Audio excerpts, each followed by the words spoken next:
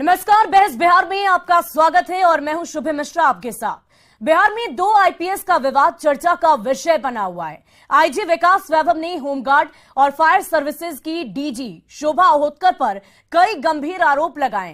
विकास वैभव का आरोप है कि डीजी गाली गलौज की भाषा का इस्तेमाल करती है और उन्हें यह अच्छी तरह मालूम होगा कि इस मुद्दे को कहां, कब और कैसे उठाना है, और फिर भी मजबूर होकर उन्हें सोशल मीडिया पर ये तमाम बातें लिखनी पड़ी। आज हम इस मुद्दे पर चर्चा करेंगे और हमारे साथ तमाम गेस्ट जुड़ चुके हैं। सबसे पहले उनका परिचय आपसे करा दें। हमारे साथ उदय सिंह, प्रवक्ता बीजेपी, बहुत बहुत स्वागत है आपका। साथ ही अभिषेक झा, प्रवक्ता जेडीयू के हमारे साथ जुड़ चुके हैं। उमेश सिंह, रिटायर्ड आईपीएस अधिकारी, और एनके चौधरी, राजनीतिक विश्लेषक हमारे साथ हैं। तो ये तमाम गेस्ट्स का मैं बहुत बहुत स्वागत करती हूं। आप सभी का बहुत बहुत स्वागत है न्यूज 18 बिहार झारखंड पर।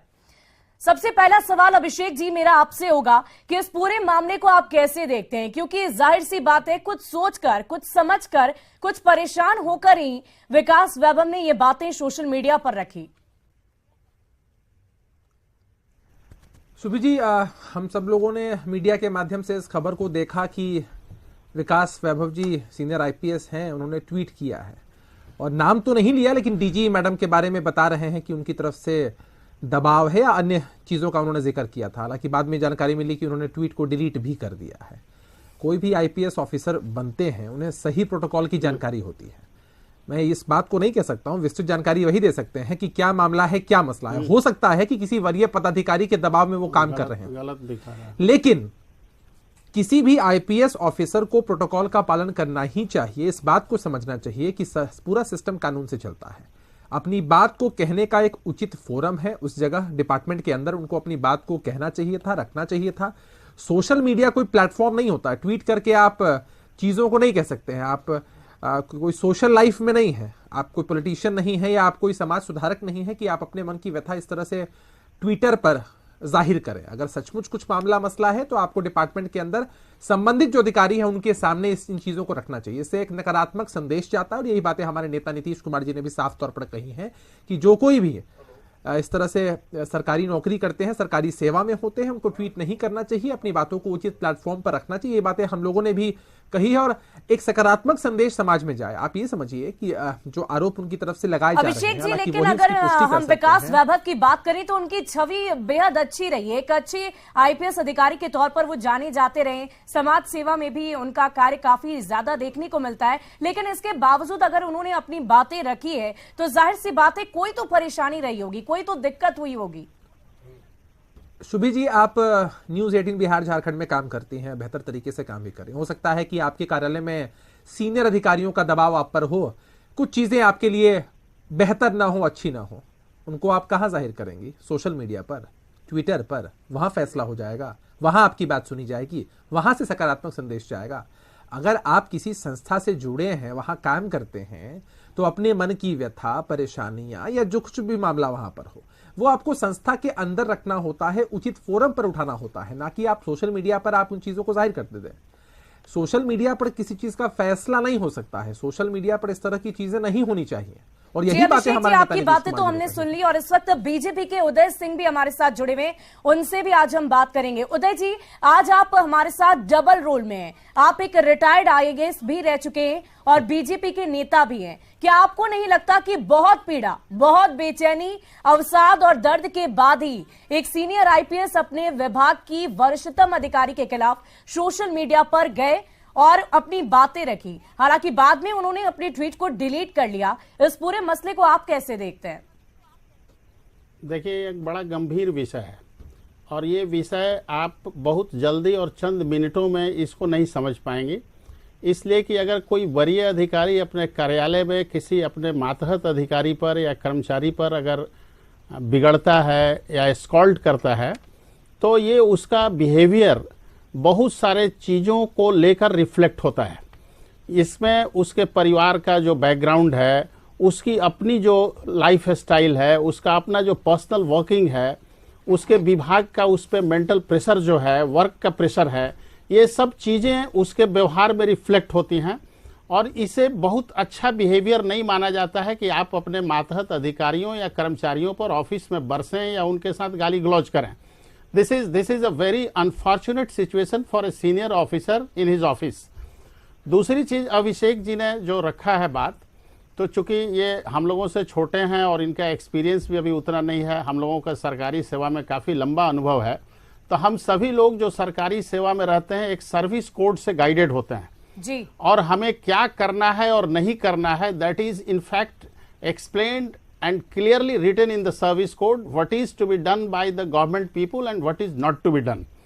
अब जहां तक सोशल मीडिया का प्रश्न है, जब सर्विस कोड आया उस समय सोशल मीडिया नहीं था, सोशल मीडिया अभी आया है, और हम लोगों को जैसे पब्लिक फोरम पे या प्रेस कॉन्फ्रेंस करके विभाग की चीज़ों को एक्सप्लेन करने का, बाहर जाने का, ये सब चीज़ें हम लोगों को वर्जित हैं और वो हम लोग पब्लिकली नहीं कर सकते हैं।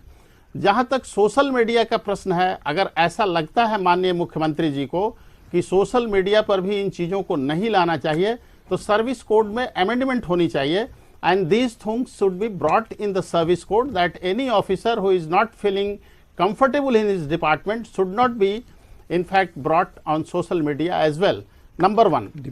दूसरा बड़ी इंपॉर्टेंट चीज है जिसको आपको समझना चाहिए, और हम आपके दर्शकों को आपके फोरम से बताना चाह रहे हैं कि जो इस सरकार ने एक परंपरा, एक कन्वेंशन डेवलप किया है कि सीनियर ऑफिसर्स को उनके ऑफिस में लंबे समय तक छोड़ देती है। 3 साल में, 2.5 साल में, 2 साल में ट्रांसफर्स होते रहते हैं, बहुत सारे इंपॉर्टेंट पोजीशन में लोगों का स्थानांतरण होता है जी। और स्थानांतरण होने के बाद उनको जब नया एक्सपीरियंस होता है, नए ऑफिसेज में जाते हैं, तो नेचुरली उनको उस ऑफिस के वर्किंग के बारे में समझने में और उनका जो साइकोलॉजी है वो चेंज होता है। आप एक ऑफिसर को 6-6 साल, 7-7 साल, 8-8 साल तक एक ही रिस्पॉन्सिबिलिटी पे छोड़ दिए, उसी कार्यालय में छोड़े हुए हैं, तो नेचुरली फ्रस्ट्रेशन डेवलप होता है और वो फ्रस्ट्रेशन जो है उसके बिहेवियर में रिफ्लेक्ट करता है। तो माननीय मुख्यमंत्री जी जो कह रहे हैं, उनकी बात सही है कि इस चीज़ों, ये जो ऑफिस की वर्किंग है उसको नहीं लाना चाहिए सोशल प्लेटफॉर्म पे, लेकिन इसके लिए सरकार भी जिम्मेवार है कि वो एक ऐसी परिस्थिति खड़ा कर रही है, एक एक अधिकारी को 8-8 साल तक एक कुर्सी पर बैठाए रख के एक ऑफिस की जिम्मेवारी दे करके कि वो उसके व्यवहार में रिफ्लेक्ट होने लग रहा है और वो बिहेवियरल डिसऑर्डर के रूप में कार्यालय में आता है। विकास जी ने लिखी है वो कहीं ना कहीं एक गलत कदम था, हालांकि उन्होंने पोस्ट को डिलीट कर दिया। नहीं, ये मैं नहीं कह रहा हूं, मैं आपसे ये पूछना चाहती हूं कि मुख्यमंत्री ने जब ये बातें कही है तो क्या आपको नहीं लगता कि विकास वैभव की भूमिका पर उन्होंने सवाल खड़े किए? क्या आपको नहीं लगता कि विकास जी ने गलत किया है? इसको लेकर जब मुख्यमंत्री ने अपनी बातें रखी तो उनकी भूमिका पर उन्होंने सवाल खड़े किए।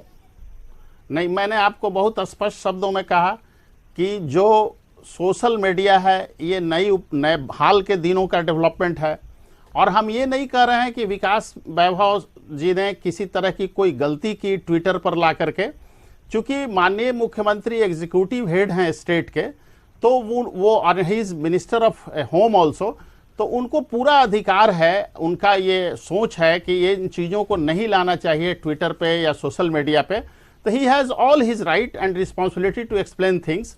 लेकिन सर्विस कोड के तहत इन चीजों को लाना चाहिए कि भाई सोशल मीडिया पर भी आप इन चीजों को नहीं स्पष्ट करें। आपकी हमारे साथ राजनीतिक विश्लेषक नवल किशोर चौधरी जी भी हमारे साथ जुड़े हुए हैं, उनसे भी बातचीत करते हैं। नवल जी, सबसे पहले आप ये बताइए कि इस पूरे मामले को आप कैसे देखते हैं, उसके बाद आगे की चर्चा बढ़ाएंगे। देखिए, मैं इसके व्यापक पहलुओं पर चर्चा करना पसंद करूंगा। तकनीकी पहलू की बात आपने सुनी, यह साधारण स्थिति नहीं है।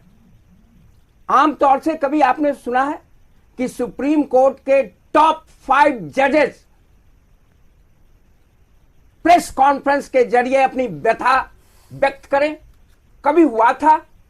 लेकिन इस देश में यह भी हुआ है जब एक लॉन में बैठ के सुप्रीम कोर्ट के सीनियर मोस्ट 5 जजेज ने प्रेस कॉन्फ्रेंस के माध्यम से बातें कही। उन पर प्रश्न उस समय उठे थे, लेकिन जस्टिफाई किया गया था कि यह असाधारण स्थिति है। विकास वैभव ने जो कुछ किया है वो साधारण परिस्थिति में नहीं किया है, नंबर 1। नंबर 2, एक ही व्यक्ति कहीं अधिकारी होता है और कहीं वह नागरिक होता है। आपको मालूम होगा यूनाइटेड नेशंस के द्वारा डिक्लेयर्ड ह्यूमन राइट्स के तहत हमारा ह्यूमन राइट है कि हम लाइफ विद डिग्निटी वहन करें।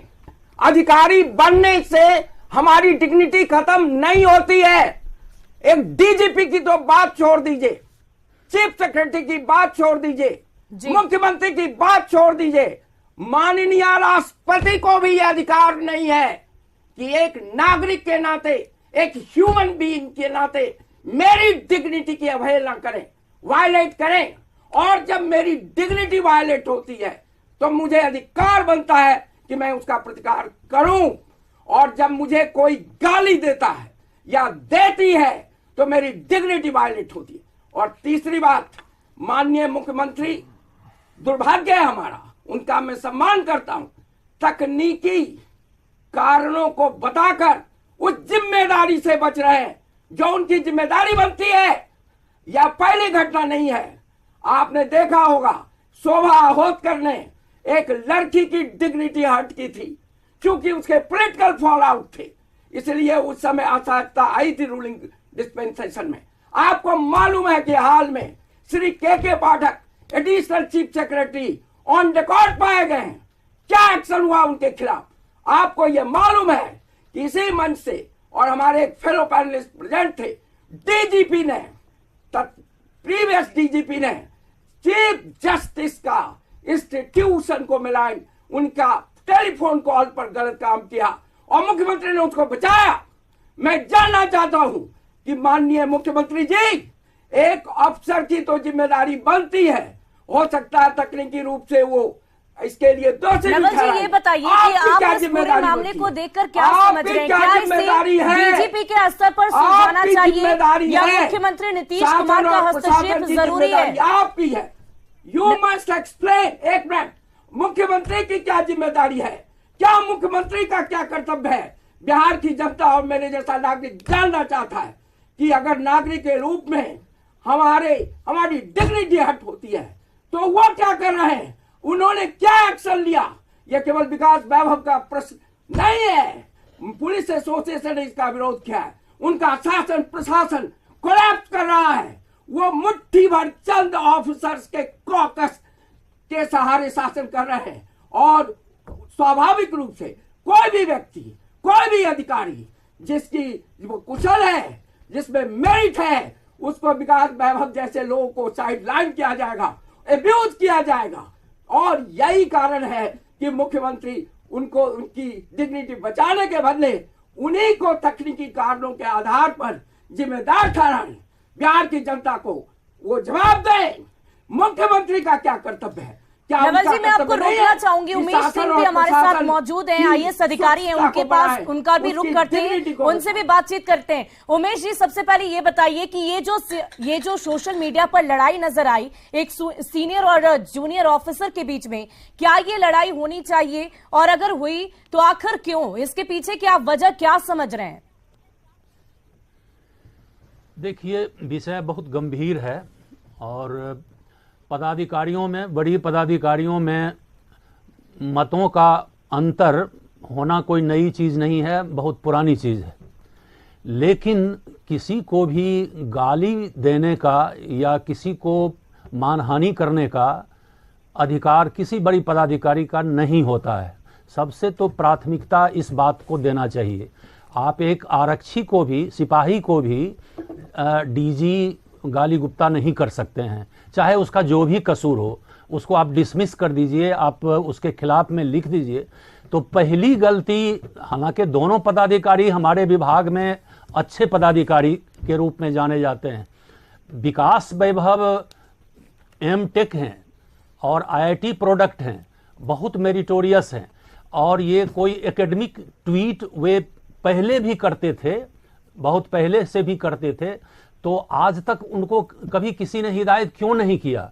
वे एकेडमिक ट्वीट करते थे जो काफ़ी स्कॉलरली हुआ करता था। और मैं समझता हूँ इस स्टेट में तो अब जो पदाधिकारी हैं कोई सोशल बेनिफिट के लिए, समाज के लिए काम करते बहुत पहले से आए हैं। और आप जानते हैं कि कई पदाधिकारी थे जिन्होंने कि गरीब के बच्चों को के लिए स्कूल खोला था, ट्यूटर करके उसको आईआईटी में एडमिशन के लिए उन्होंने मुफ्त में पढ़ाई करवाई थी। तो विकास वैभव भी उस तरह के काम में लगे हुए हैं, मैं इसको व्यक्तिगत रूप से जानता हूं, ये कोई खराब काम नहीं है। और जहां तक ट्वीट करने का सवाल है, तो किसी को भी आघात यदि पहुंचेगा और इस प्रकार का दुर्व्यवहार कोई पदाधिकारी, चाहे डीजी हो या उनके कनीय पदाधिकारी हो, कोई भी पदाधिकारी इस तरह से करेगा, और उन्होंने ट्वीट में भी बहुत मर्यादित लैंग्वेज का इस्तेमाल किया है। इसलिए माननीय मुख्यमंत्री हमारे बहुत शालीन व्यक्ति रहे हैं और उनको एक तरफ का ओपिनियन बना के उन्होंने, हमने टीवी चैनल पर देखा कि ट्वीट करने का उनको अधिकार नहीं है। अब किसी को अब मान लीजिए जो ह्यूमन डिग्निटी जिसका आहत हो जाएगा, इंडिविजुअल कैरेक्टर तो सबके साथ रहता है।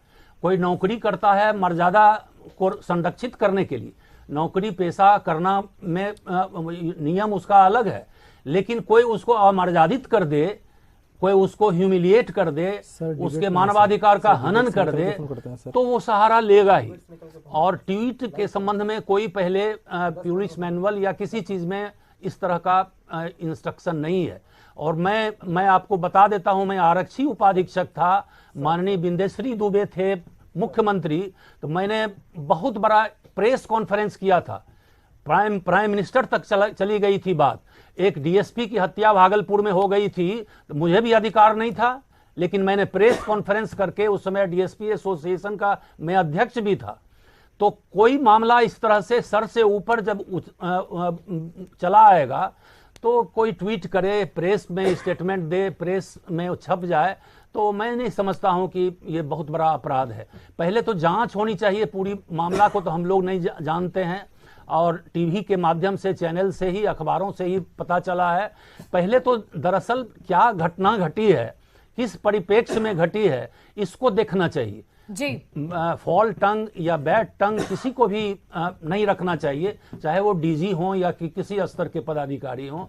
मैं यही कहना चाहता हूं, इसमें गवर्नमेंट को बहुत ही जेनरसिटी के साथ, निष्पक्षता के साथ, इम्पार्शियलिटी के साथ जांच करवा करके इसको, मैं तो दोनों को अभिषेक जी, आप कुछ कहना चाह रहे हैं? सुन लेते लिए होते तो मामला इतना बढ़ने की कोई अब जरूरत नहीं थी। जी, उमेश सिंह जी बहुत वरिष्ठ हैं, उन्होंने बहुत स्पष्टता के साथ अपनी बातों को कहा है। बस एक बात को लेकर मेरा विरोधाभास है, जिसको मैं दर्ज करना चाहता था जी, कि मुख्यमंत्री जी ने कभी भी एक पक्षीय बात नहीं की है। आपने देखा होगा जब मीडिया से मुखातिब होकर वो बोल रहे थे, उन्होंने साफ तौर पर कहा कि भैया जांच का विषय है, और निश्चित रूप से सरकार इस मसले को लेकर गंभीर है। आप ये समझिए कि किसी भी वरिष्ठ पदाधिकारी, आप छोड़िए ना, चतुर्थ वर्ग के पदाधिकारी की भी इज्जत होती है, उनको भी आप कह के संबोधित किया जाता है। हर किसी की अपनी डिग्निटी है, संविधान ने अधिकार दिया है, और उसका हनन कोई नहीं कर सकता है, चाहे वो कितना भी बड़ा व्यक्ति क्यों ना हो।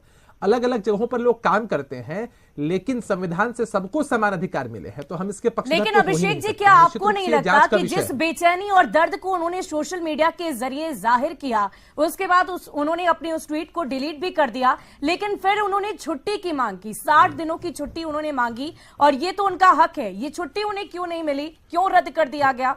नहीं, ये तो देखिए, ये तो विभाग के लोग बता पाएंगे। अभी सर्विस कोड की भी चर्चा हो रही थी। अगर सर्विस कोड में मूल रूप से ये कहा गया है कि विभाग के अंदर की किसी भी चीज को आप सार्वजनिक नहीं कर सकते हैं। जब ये सर्विस कोड बना था, तब टीवी चैनल्स, रेडियो या अखबार माध्यम हुआ करते थे सार्वजनिक करने के लिए चीजों को। आज सोशल मीडिया एक सशक्त प्लेटफॉर्म के रूप में है, तो बट ऑब्वियस है कि अंडरस्टूड चीज है कि सोशल मीडिया के माध्यम से भी आप सोसाइटी में इन चीजों को बयान नहीं कर सकते हैं। मुख्यमंत्री जी का विरोध या बाकी लोगों की जो बात है, वो इसी बात को लेकर के है कि उचित प्लेटफॉर्म पर इस बात को कहते तो बेहतर होता। हमने कभी इस बात को जी अभिषेक जी, हम आपकी बातों को समझ रहे हैं, समय की अवधि कम है, और ऐसे में हम नवल किशोर चौधरी के पास जाएंगे, उनसे बात करेंगे। नवल जी, ये बताइए कि त्वरित टिप्पणी करिए कि क्या इस मसले को डीजीपी के स्तर पर सुलझाया जा सकता है, या मुख्यमंत्री का हस्तक्षेप जरूरी है? एक बात मैं और कहूं, आपके पत्रकारों के माध्यम से, न्यूज 18 बिहार झारखंड के पत्रकारों ने मुझे बताया कि कुछ दिन पहले, दिन मतलब हो सकता है मंथ पहले, एक दूसरा नोटिफिकेशन सरकार का निकला है, जिसमें मनाही की गई है कि आप कनीय पदाधिकारियों के साथ दुर्व्यवहार नहीं करेंगे, आप शब्दों का प्रयोग नहीं करेंगे। मुख्यमंत्री एक तरफ कह रहे हैं कि मीडिया में नहीं जाना चाहिए, मुख्यमंत्री को बताना चाहिए बिहार की जनता को जी उन्होंने उसका अनुपालन करवाया कि नहीं, और हुआ के पाठक जी के खिलाफ कौन सी कार्रवाई हुई, फॉर्मर डीजीपी के खिलाफ कौन सी कार्रवाई हुई, शोभा होतकर के खिलाफ कौन सी कार्रवाई हुई। मुख्यमंत्री तकनीकी बात करें, लेकिन जैसा मैंने कहा कि ये सिर्फ तकनीकी मामला नहीं है। नवल जी, समय की कमी है, बहुत बहुत शुक्रिया आप सभी का हमारे साथ जुड़ने के लिए और इस बहस में, इस चर्चा का हिस्सा बनने के लिए। तो दो आईपीएस की लड़ाई सोशल मीडिया पर क्यों आई, इस पूरी बहस को लेकर हमने आपके सामने रखा, लेकिन स्पष्ट बात अब आगे होगी कि आखिर ये मसला क्या है, क्या वजह रही कि आईपीएस का दर्द इस प्रकार सोशल मीडिया पर छलका है। बहुत बहुत शुक्रिया आप सभी का हमारे साथ जुड़ने के लिए और खबरों का सिलसिला लगातार जारी है।